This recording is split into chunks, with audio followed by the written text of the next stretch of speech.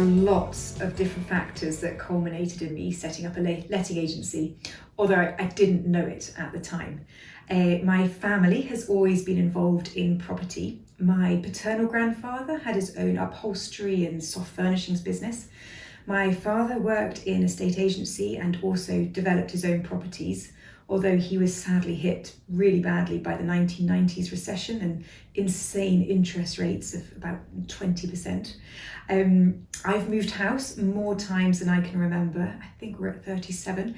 And I've always wielded a paintbrush to help improve each one.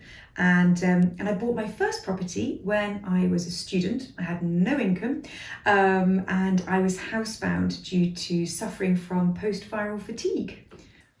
Basically, long story short, I had a graduate job offer from Marks and Spencer's, and I somehow managed to get a mortgage, gone are those days, and buy a property all from the comfort of my rocking chair in my student bedroom.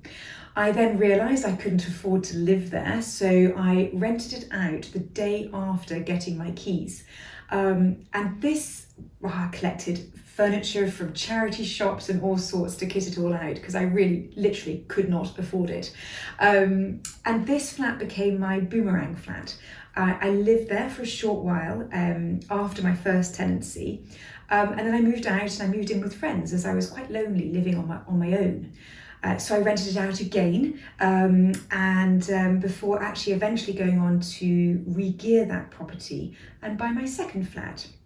During this time, my mum was renovating a holiday house in Perthshire, and I took a bit of a shine to her builder. A few years later, we married, and thus renovating kitchens and bathrooms was very much his, and then became my bread and butter.